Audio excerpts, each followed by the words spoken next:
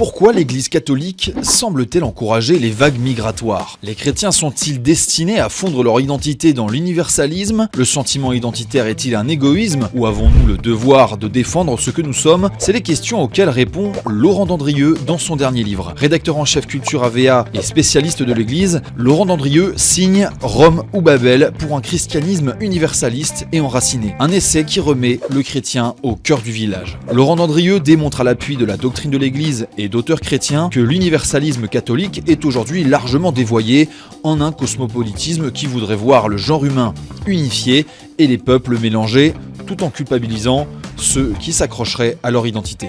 Et si vous voulez voir directement l'intégralité de cette interview et sans publicité, il vous suffit de souscrire notre offre Rejoindre sur le bouton Rejoindre ou sur le lien en description. Mais l'offre Rejoindre, qu'est-ce que c'est ? C'est un petit abonnement qui vous donne accès à des contenus exclusifs, à nos entretiens et reportages en intégralité et qui vous permet d'échanger directement avec nos journalistes dans l'espace souscription, le tout pour 3,99€ par mois.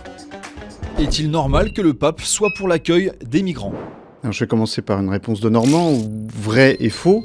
Oui et non, tout dépend du sens qu'on donne au mot accueil, et c'est là où effectivement on peut critiquer le fait que le pape François joue un peu sur les deux registres en même temps, avec une certaine ambiguïté. C'est vrai si on pense que accueillir, ça veut dire recevoir avec dignité les gens qui sont là, c'est-à-dire faire en sorte qu'ils ne soient pas à la rue et qu'ils aient de quoi manger, mais ça ne suppose pas qu'ils aient vocation à rester chez nous. Et c'est faux si effectivement on considère que le pape stigmatise les gens qui sont pour une politique d'immigration ferme et dénonce la possibilité même d'avoir une politique d'immigration ferme, et là, objectivement, il n'est pas dans son rôle. En tout cas, il est critiquable. Les catholiques doivent défendre leur identité.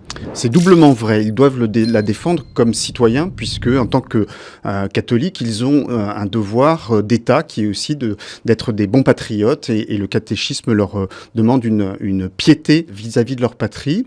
Et donc, ils doivent défendre leur culture, qui est un trésor, non seulement pour eux-mêmes, mais qui est un trésor offert, en fait, à l'humanité tout entière. Et c'est pour ça, d'ailleurs, que Jean-Paul II dit que la défense de l'identité nationale a aussi une valeur religieuse. Et puis, ils doivent défendre leur identité en tant que catholique, parce qu'on n'est pas catholique tout seul. La prière du chrétien, c'est notre Père, c'est pas mon Père.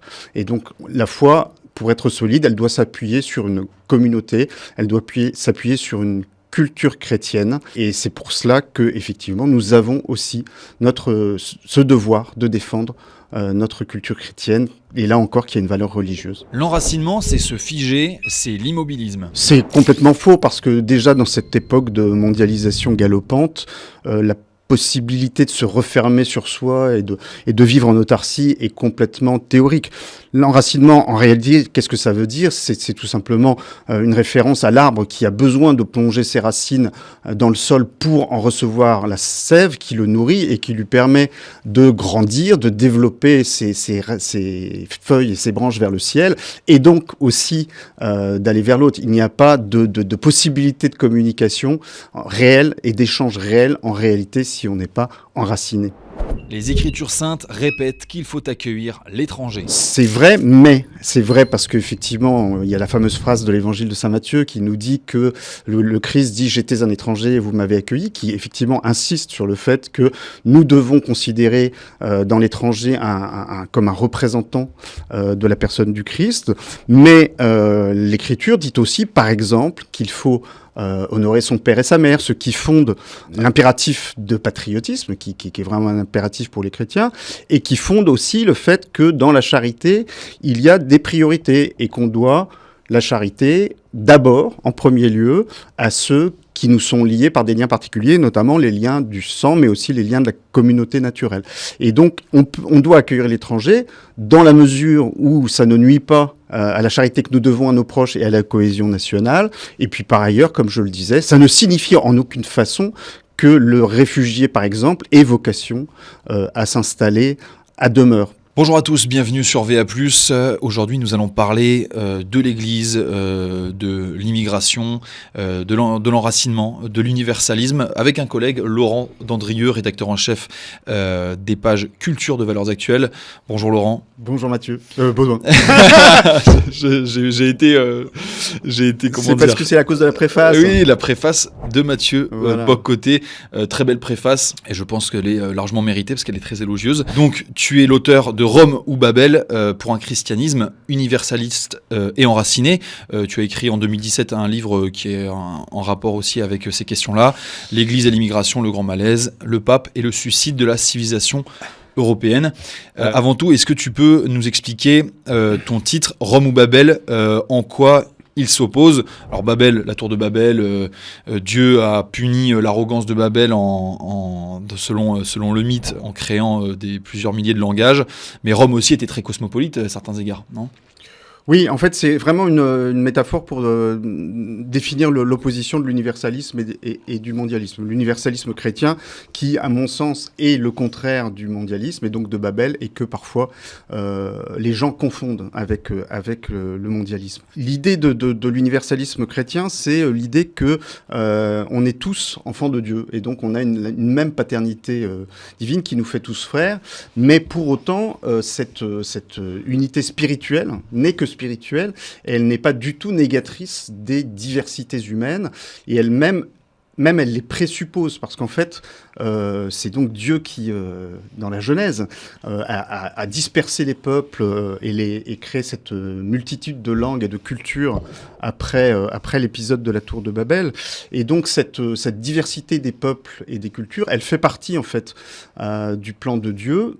Et l'unité spirituelle qui nous unit de par notre paternité divine, elle s'accommode très bien, et même elle présuppose cette diversité, parce qu'on n'accède pas à l'universalisme en ligne droite. En fait, on a besoin de médiation. L'homme est ainsi fait qu'il a besoin de médiation, et on a besoin de passer par le truchement d'une culture particulière pour en acquérir notre culture, pour en acquérir l'idée de civilisation, et au-delà, pour acquérir l'idée même d'universalité qui ne nous est pas naturelle. Très bien. On se dit aujourd'hui que l'universalisme nous conduit à ouvrir grand nos portes, comme on dit, à la misère du monde, etc. Est-ce que tu pourrais définir l'universalisme au sens catholique? D'ailleurs, catholique veut dire universel en grec. Alors, c'est effectivement cette idée d'une unité spirituelle du genre humain, du fait que nous sommes tous des créatures de Dieu. C'est très clairement défini par saint Paul dans une de ses épîtres, où il dit « Il n'y a plus ni juif ni grec, ni esclave ni homme libre, ni homme ni femme. Nous sommes tous unis dans la grâce du Christ Jésus. » Et on pourrait dire justement que c'est contradictoire avec ce que je viens de dire, et que c'est contradictoire avec cette idée que l'universalisme chrétien suppose la diversité des cultures. Mais en réalité, si on prend cette phrase, juste après « il n'y a plus ni juif ni grec », saint Paul nous dit « il n'y a plus ni homme ni femme ». Or, on le sait, l'Église n'est pas suspecte de vouloir nier la différenciation sexuelle, et encore moins de vouloir l'abolir. C'est-à-dire qu'en fait, on se place à deux niveaux différents. L'unité spirituelle dont parle l'universalisme chrétien, c'est vraiment au niveau spirituel. Ça ne suppose pas en aucun cas des constructions politiques visant à arriver à l'unité concrète politique du genre humain, parce que, encore une fois, on considère que cette diversité humaine, cette diversité des cultures, en fait, est une richesse, parce qu'elle témoigne de la diversité des dons de Dieu, les diverses façons qu'ont les peuples d'habiter le monde, de le comprendre, de l'orner, et aussi de la diverse façon qu'ils ont d'avoir un rapport à Dieu. En fait, c'est un peu comme les différents ordres monastiques qui ont chacun leur spiritualité. On pourrait avoir une conception complètement rationaliste qui dirait, bah non, on va avoir un seul ordre avec une seule règle et tout le monde fera pareil. Et en fait, ça ne correspond pas du tout au plan divin qui respecte et valorise cette diversité des cultures humaines. Un autre témoignage de ça, c'est l'épisode de la Pentecôte, qui est vraiment la première manifestation de l'universalisme, non plus du christianisme en général, mais de l'Église. C'est-à-dire que à la Pentecôte, les disciples de Jésus, qui étaient un peu secoués par sa mort, et qui s'étaient un peu terrés, sous l'inspiration de l'Esprit Saint, sortent du Cénacle et se mettent à prêcher dans Jérusalem. Et à Jérusalem, à cette époque-là, il y avait une multitude, c'était vraiment un carrefour humain, et donc il y avait une multitude de peuples. Et donc ils prêchent dans leur langue, mais chacun les entend dans sa langue. Et ça veut dire qu'en fait, tous reçoivent le même évangile, mais chacun le reçoit dans sa culture. La définition que tu nous as donnée tout à l'heure de l'universalisme n'est donc pas en contradiction avec l'enracinement. Est-ce que, de la même façon, tu peux définir ce que c'est l'enracinement, même si on en a un peu parlé au début?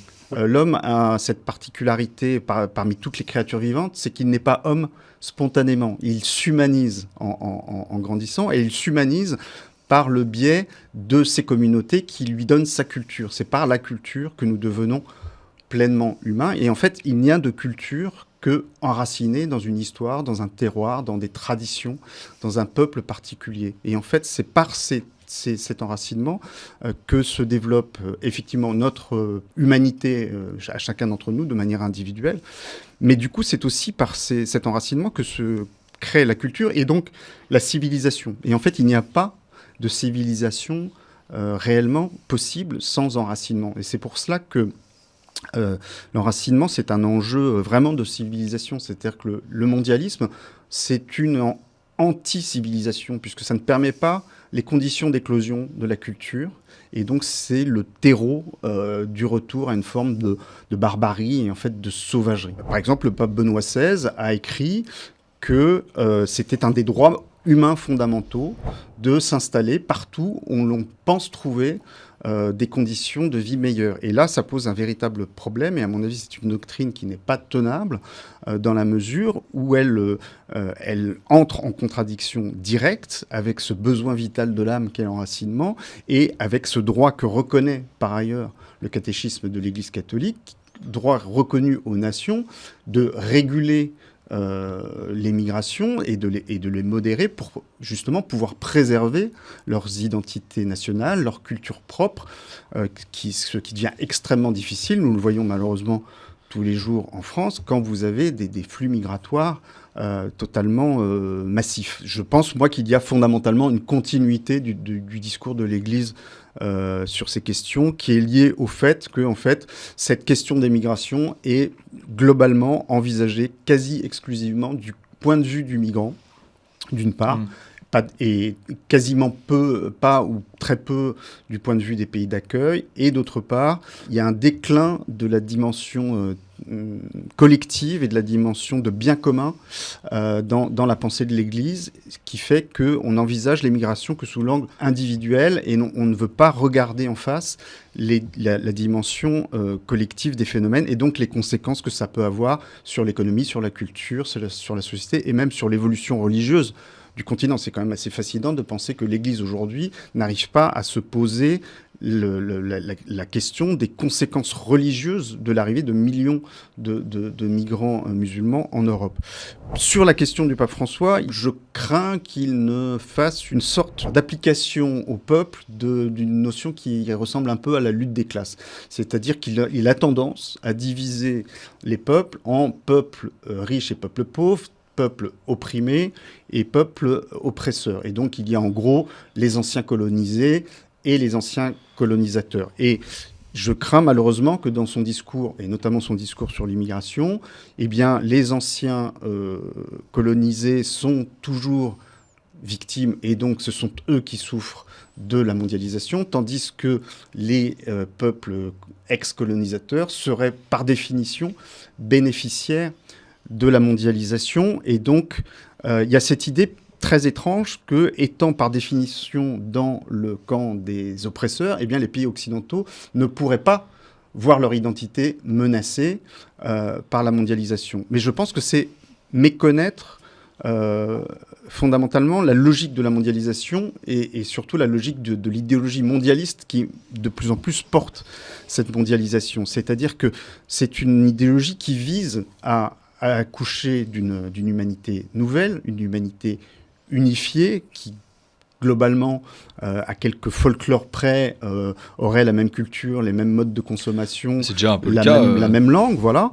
C'est déjà un peu assez largement le cas. Et donc pour cela, pour arriver à accoucher de cette humanité nouvelle, il faut supprimer tous les obstacles. Et les obstacles, ce sont évidemment les cultures particulières, les traditions, les ancrages, les enracinements et les souverainetés politiques qui les protègent. Et de ce point de vue-là, du point de vue du mondialisme, les identités nationales sont des obstacles à éradiquer. Et que ce soit les identités nationales des pays pauvres ou des pays riches, le mondialisme s'en fiche. Pour lui, c'est des obstacles. Il veut un monde sans identité.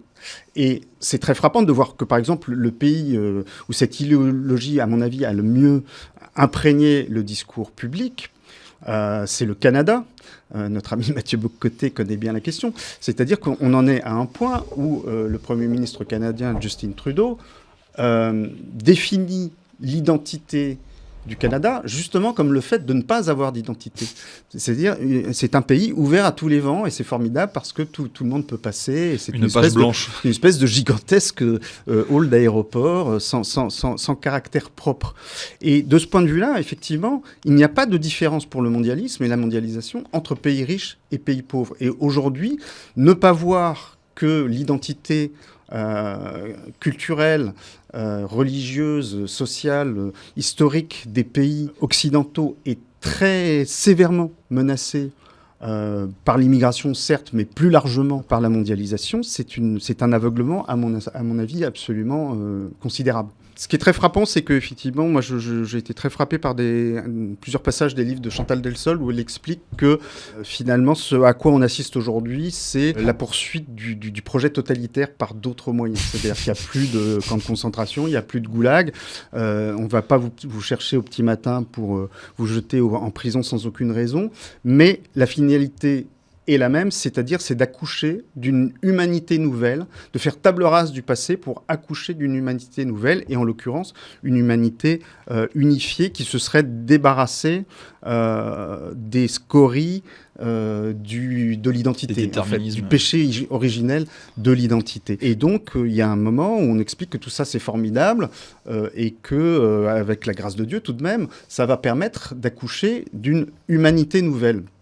Et là, je pense qu'effectivement, on est en pleine confusion entre universalisme et mondialisme. C'est-à-dire que l'universalisme, c'est, comme je le disais, une espérance spirituelle, c'est une destinée spirituelle, et donc on est sur le plan de ce que les chrétiens appellent l'eschatologie, c'est-à-dire une perspective qui englobe les fins dernières et notre vie au-delà, après la fin du monde. Et finalement, on fait passer l'unité du genre humain de l'eschatologie à la politique, de l'espérance à la militance. Et là, il y a une confusion des ordres qui est tout à fait étrangère, qui devrait être tout à fait étrangère en réalité à l'esprit du catholicisme. La défense de l'identité, qui est vue comme un égoïsme parfois par certains, répond à un besoin de l'homme dont Simone Weil parle. Voilà, c'est vraiment, elle parle même de besoin vital de l'âme, mais c'est central pour lui en tant qu'individu, c'est-à-dire qu'effectivement,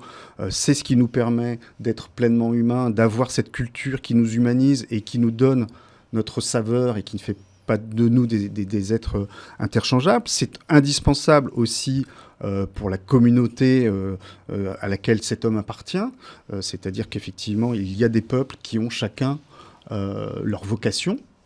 Et c'est cet enracinement qui leur permet de se perpétuer et de continuer leur aventure historique. Mais c'est indispensable aussi pour l'humanité tout entière. En fait, chaque culture nationale est indispensable, est un trésor offert à l'humanité tout entière. Et c'est en cela que ça n'est pas du tout un égoïsme. C'est-à-dire que c'est ça, je pense qu'on le ressent très bien, tout simplement, quand on voyage, quand on découvre des cultures qui sont vraiment profondément différentes de la nôtre, on est très heureux qu'elle ait réussi à préserver cette singularité et qu'elle ne se soit pas mondialisée jusqu'à devenir inodore et sans saveur. Et en même temps, évidemment, cette singularité qu'elles ont préservée par une certaine forme de protection, eh bien, c'est une richesse qui nous est offerte aussi à nous, à laquelle nous pouvons participer, et qui fait entendre effectivement un son, une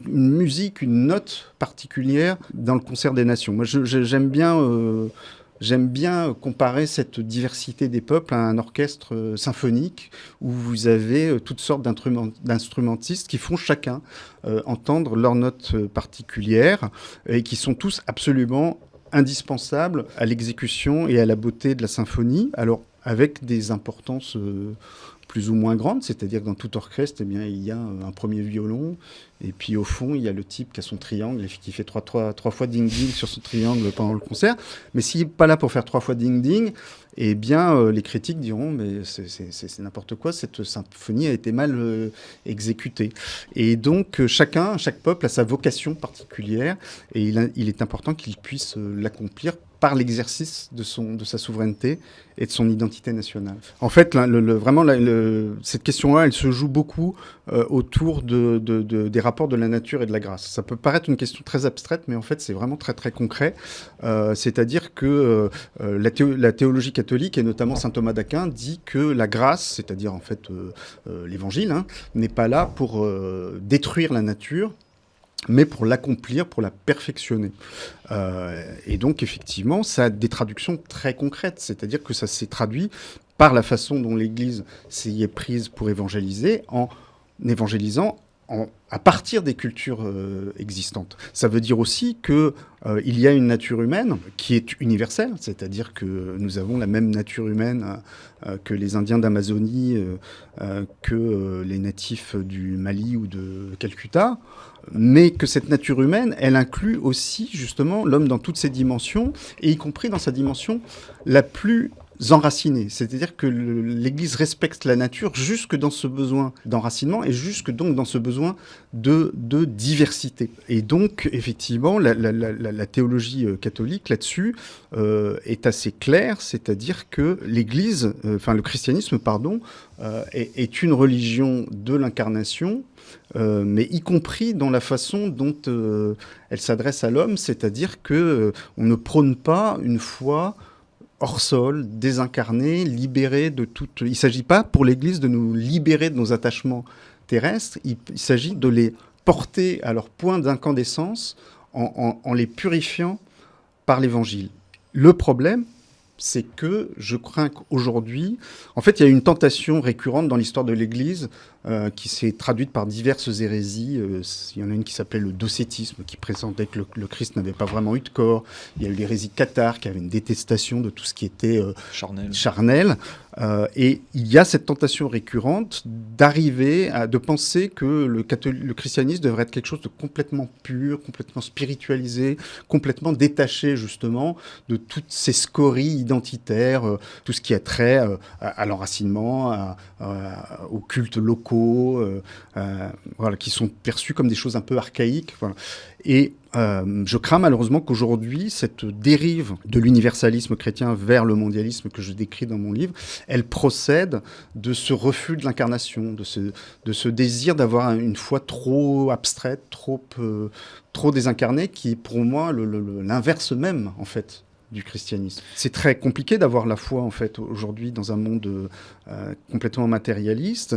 Et si vous n'avez pas derrière vous le soutien de ce qu'autrefois on appelait la chrétienté, c'est-à-dire une culture commune, une communauté qui vous entoure, qui vous nourrit, cette culture qui vous permet de vous ressourcer régulièrement, eh bien votre foi, elle est exactement comme un petit arbrisseau fragile qui serait tout seul au milieu d'une plaine balayée par le vent. C'est compliqué de tenir bon. Et donc de fait, il y a peu de gens qui ont tenu bon, et je crains que, effectivement, une grande partie de la déchristianisation de la société française ait été favorisée par cet abandon de la culture chrétienne. Et je pense que, là encore, Dieu merci, le jeune clergé a compris aujourd'hui l'importance de cette culture chrétienne pour fortifier les âmes qui sont encore chrétiennes, et puis aussi pour évangéliser, parce que c'est très souvent par la culture qu'on évangélise. Combien de gens ont été convertis tout simplement parce qu'un jour, ils ont eu la bonne idée de rentrer dans une église pour une raison purement esthétique. Le chant chrétien, c'est un outil d'évangélisation incroyable. Ces Bibles de pierre, comme on a surnommé les églises, c'est un outil d'évangélisation. La culture, c'est vraiment indispensable à la propagation de l'évangile. Très bien. Un grand merci, Laurent, pour cet entretien. Merci à toi, Baudouin.